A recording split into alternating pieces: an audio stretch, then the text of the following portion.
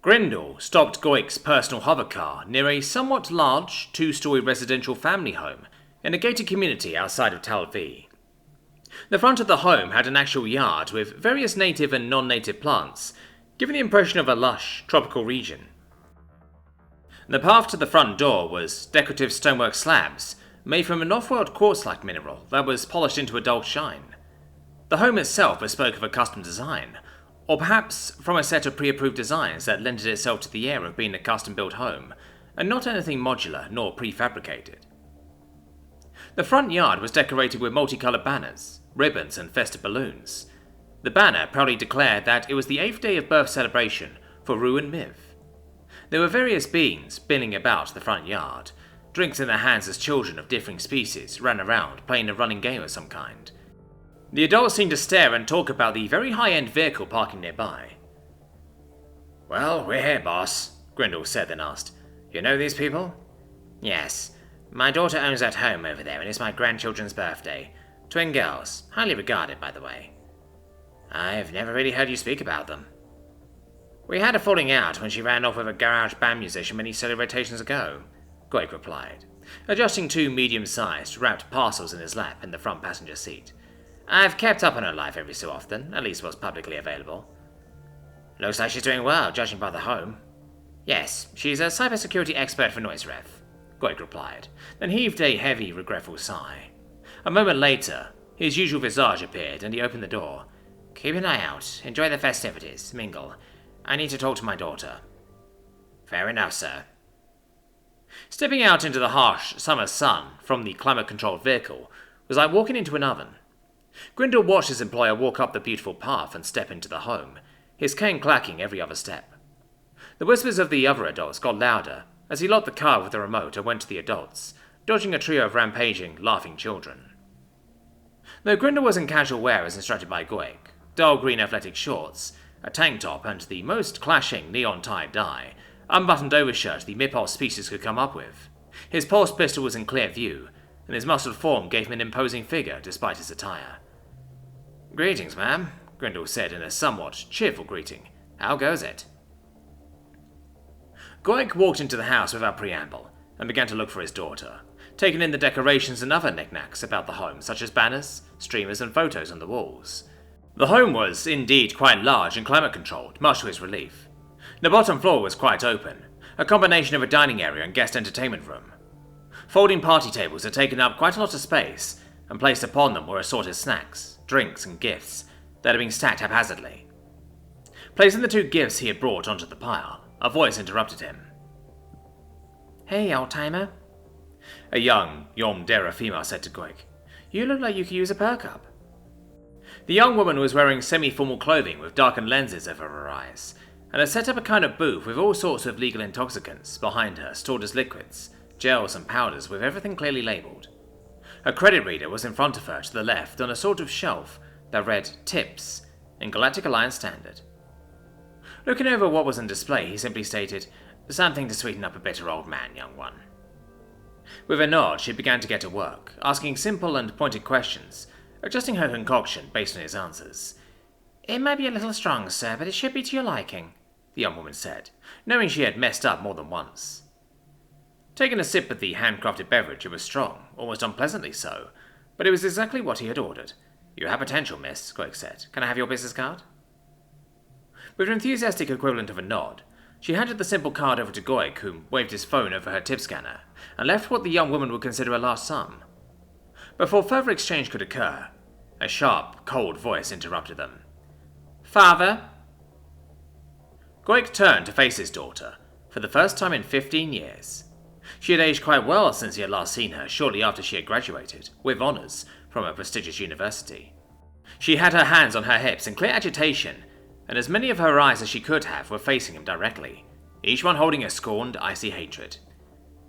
"Naomi," Goik replied, voice carefully neutral as he leaned on his cane a bit. "You have some nerve showing up uninvited, today of all days?" Yes, I do," he answered politely. "I need to talk to you. Privately." Naomi glared at her father, then nodded and guided him upstairs into her bedroom, closing the door behind them. "All right, speak." "To put it simply, I need your help. Oh, after all these years you come to me to ask for my help? That's rich, especially from someone like you. Where were you when I needed help? Naomi cut him off. I'm not talking about money. Where were you when I needed someone to talk to, or advice only a parent could? You just cut me out of your life like a bad investment. Yes, all of what you say is true, Greg said, now setting the now empty glass on a dresser, glancing at the physical picture in the frame. It was of a much younger Naomi with a mid-pots male dressed as a quintessential ruffian, both with dumb, love-struck expressions. I still stand by what I said to you before you left that night. You could have done better than some garage musician. Well, look at me now, Naomi said, gesturing around at everything. Yes, it's impressive what you've accomplished, especially without touching the account I set up for you. I've kept tabs on you, seeing what you were doing and all. Then why are you here after so much time?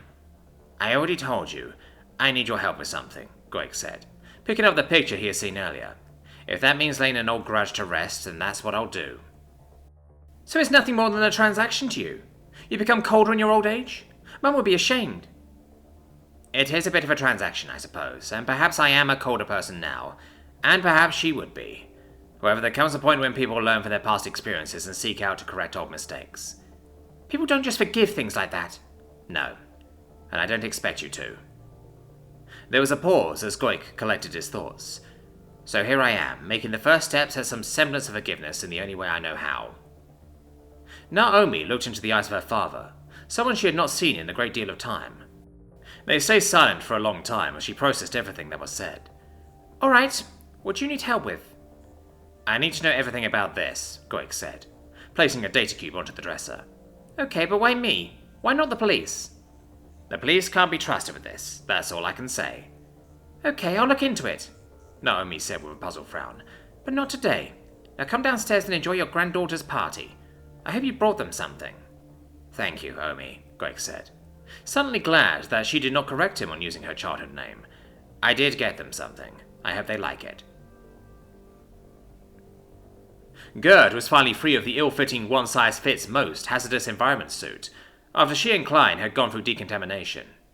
She had left the suit in her boss's office in a haphazard mess on his desk, undressing down to her soaked underclothes right there while he had stepped out for one reason or another. She had made sure all forms of ventilation were sealed, and had turned off the climate control system for the office using an analog button sequence to lock it into a powered-down state, whereupon boot up would revert to factory default settings, deleting any preferences and voice recognition files. Shoving her sweat-soaked clothes into a hazardous waste bag and throwing them to the side, Gerd relaxed a little bit under the cool water in the company's communal shower. She was tired from shoving a little ton, or more, of shit, and the heavy material of the suit had left her skin quite raw in many places. For the moment, she just wanted the water to soothe her and wash off the pheromones clinging on. She was fearing how bad her cranial flora looked, if how her leaves and delicate buds felt. She did not hear the doors open, as she was untangling her vines and leaves and nearly jumped out of her skin when she heard someone say something from the next door. You look like shit. Ah! Gerd squeaked indignantly. Klein, you scared me. That was the point. Anyways, I saw you leave your suit in the boss's office, so I did the same. He's the one that signed them out for us, right? Klein said, as he turned on the water in his stall, adjusting it for a hot, high-pressure spray. Yeah, he did. So he can sign them back in, Gerd said, and then leaned against the short divider and gently moved her cranial flora so that it hung over on the other side. Can you untangle my vines for me, please? What's in it for me? A free eyeful of glorious living art. Hard to say no to that, Klein said, and moved to help his co-worker, looking over her cranial flora and deciding to start somewhere after a few moments. One more thing, Gerd asked. Can you angle the shower head onto me and make it warmer? So many demands, Klein mocked with humour. How shall I ever keep up? With practice and motivation, Gerd said, hefting up her breast as she spoke, then hissed a bit in pain. Easy. Everything is extra sensitive and hurts, like having a burn inside your nose or hot ash in your eyes. Yeah, I know, Klein replied. It's not the first time I've been a Sprouling's gardener. We do sort of get around. It was some time before Klein was satisfied with how Gerd's cranial flora was, before he announced he was finished untangling her living hair. The work was extraordinarily difficult and slow, especially with the many bruised flowering buds and crumpled leaves. That should do it, he said to her. Thanks. You still buying that first round? Are you still trying to pollinate with everything? Gerd laughed. You know I am.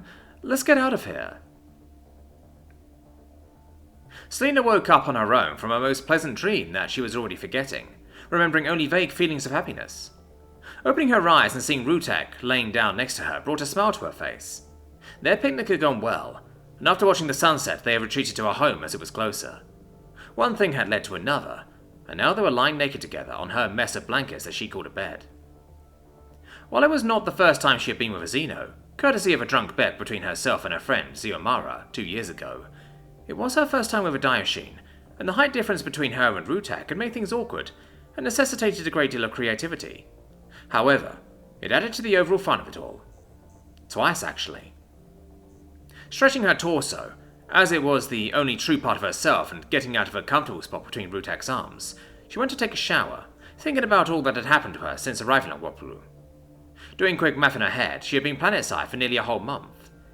Ugh, those drunk Vidmouths will be arriving any day now. I was such a hot mess, Selena said to herself, with her hands on her face, slumping down onto the floor as warm water ran down her body. While on the floor, she began a mental checklist of everything that needed to be done that day, talking to herself quietly as she did so, because she needed expert advice. After a few minutes of ticking off invisible boxes as she counted on her fingers, she finally began to wash and get dressed. Smiling at Riek's sleeping form, she rummaged around her drawers quietly, looking for something to wear and finding little. Settling on a skirt and shirt, sans underwear, she added going to the laundromat to her growing list of things she needed to do that day.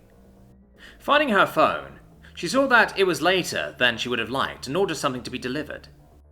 She was uncertain how her various interspecies ingredients would react with her. Fling? Friend with benefits? Maybe boyfriend? And she did not want another incident similar to what had happened with Gerd, or something far worse. Leaving the snoring Dioshine alone on her makeshift bed of thrown blankets, she went downstairs to her workspace to make sure everything was in order.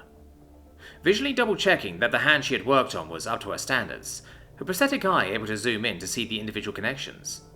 Satisfied, she put it into its cushioned travel case. Booting up her various computers and peripheral devices, she sent a message to her client that she could deliver the prosthetic free of charge, as well as do the installation there, and asked when and where would be a good time to do so. Once everything was booted up, she perused her website to see if she had any more jobs lined up, having already sent a quote to Mr. Gubzert before her impromptu picnic yesterday. Nothing new was scheduled nor requested, and so she checked if there were requests for her bounty hunter class of services. Oddly enough, there was a request for that aspect of her business. A Mipot's female, Haraz Ronok, had asked if she was capable of creating a hand with high-fidelity sim skin that was able to transform into a top-tier Omnitool. After looking into the public data available on Miss Ronok, seeing that she favoured stealth, subterfuge and cunning, Selena decided that she could manufacture such a prosthetic, but needed diagnostic data to go further. With that done, she began to install all the programs she bought yesterday with Riek onto her 2 new laptops. Additionally, she placed a very expensive data cube onto her main computer's wireless reader and initialized the AI Installation Suite application that popped up immediately.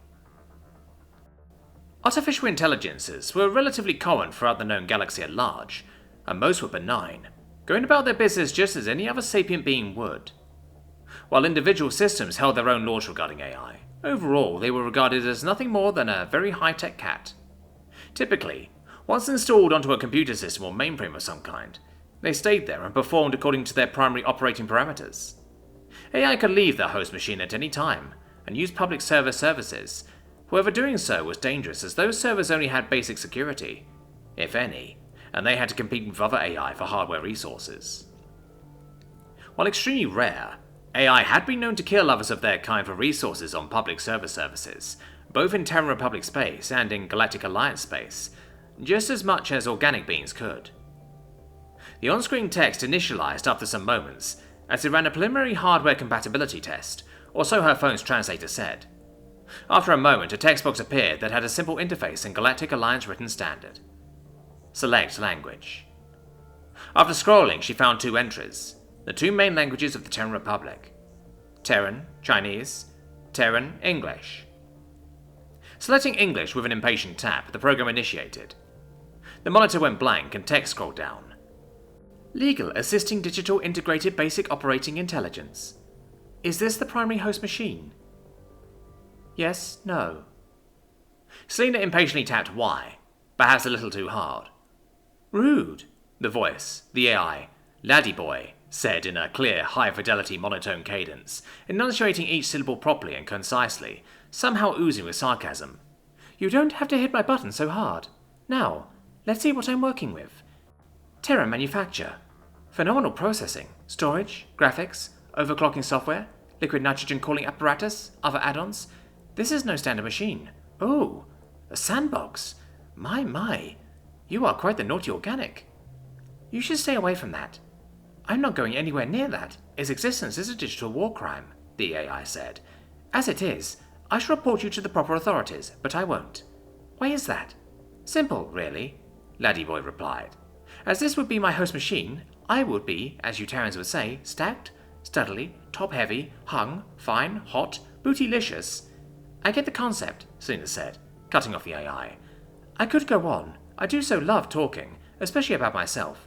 "That's quite all right," Selena said, already annoyed. "Are you done installing?"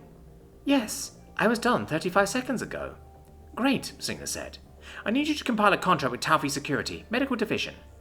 "I'd love to, but I simply cannot do that." "Why not? I pay good money for you." "I am worth every credit," the AI replied, disgruntled. "However, you only have access to my basic functions.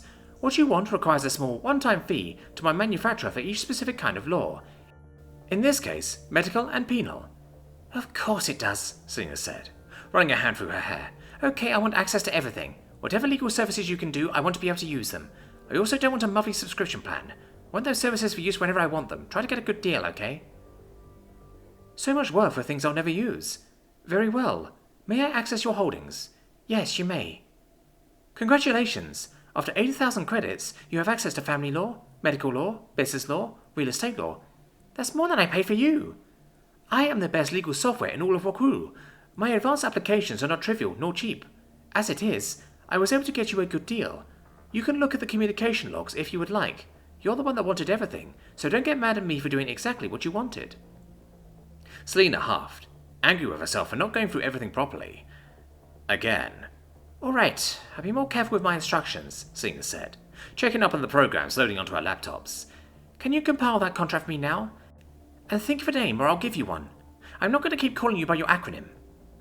"Yes, I'll have it compiled shortly, as well as generate a list of names for you to choose from. I see nothing wrong with my moniker of Laddie Boy. That discrepancy is yours." Selena chose not to reply as she saw that the program she was loading finished up and were running diagnostics on the dummy data cube she had connected to the laptops. With nothing else to do, and not wanting to spend more time with the snarky AI, she left and went back upstairs only to see Rutak looking at the various foodstuffs in her kitchen. "Not everything I have is legal, and I'm not sure if you'll die if you eat something," Selena said, walking up to him and wrapped her arms around his bare chest. "Besides, I already ordered us something." "That's a relief," he said, looking down at her. "I can't eat half of this anyways just by looking, and I don't know about the other half." "Well, I can't have you dine on me. I like you too much." "You most certainly do," Rutak said with a grin. "I didn't know you could do those things last night." "I was adventurous in my university days. That's all I'll say about that," Selena said, with a mischievous grin. "Anyways, our brunch should be here soon. You're welcome to stay around, but I have errands to do later." "Oh?" "Yeah, I've got to go to the laundromat, deliver and install a prosthetic hand to a client, buy some appliances and a proper bed, and maybe clothes shopping with Gerd later. I want to show her my new hoverbike." "Have fun with all that," Rutak said. "I got called in by my foreman. The new guy jacked up my machine settings, so I have to go restart and calibrate it back. It's been patched so many times, its automatic functions don't work properly anymore." "Sounds like a hassle." "Could be a simple fix, could take days," Rutak said. "I told him I'd be up there, but on my own time or not at all." Before Selena could say anything more, her intercom chimed, the person at the door letting them know that their brunch had arrived. Selena did have time to meet up with Gerd later that day. Now she was at a common parking garage after she had done a quick load of laundry at the local laundromat and then installed her client's hand. Everything of value from that trip was secured back at her home, and the appliances and bed would be delivered later in the week. Looking at her phone to see when her friend would show up, she leaned against a hoverbike. Wearing much more presentable and comfortable clothes, a skirt and her favourite cat meme t-shirt, with a weapon strapped to her leg in plain view, and sunglasses clipped onto her neckline, she came across as a cute biker babe. "Where is that plant?" Selena asked out loud, as she looked at the time and meeting place again. With a flash of realization, Selena groaned out loud. She was in the wrong place. After a little while longer, The two finally met up together in a small boutique shop selling peculiar crystals, with a sign saying that they were unique to Woklu. Selina saw that Gerd had small bandages on her vines, and that there was a kind of ointment on her leaves. With Gerd's usual attire of hardly anything at all, Selina could see that there were multiple places where skin looked like it had been worn off by something. "What happened to you?" Selina asked her friend, concern in her voice. "A shitty day at work," Gerd replied. "I was improperly wearing an ill-fitting hazardous environment suit.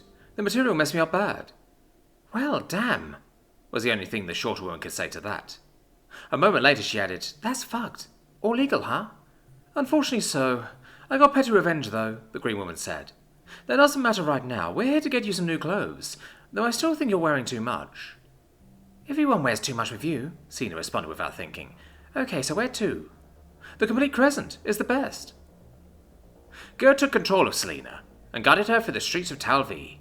Despite the heat and harsh light, the city was bustling since First Contact Day was drawing ever closer.